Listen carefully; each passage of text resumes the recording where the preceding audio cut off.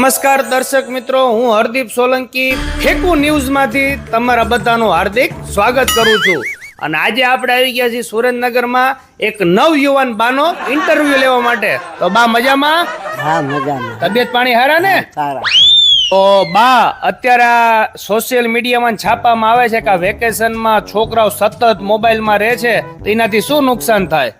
રમાય જાય એનાથી નુકસાન થાય છે. છોકરા આખો જે ફોન લઈને બેસી જાય છે, એમાં ગેમ રમે છે, એટલે ઈ રમવી ન જોઈએ.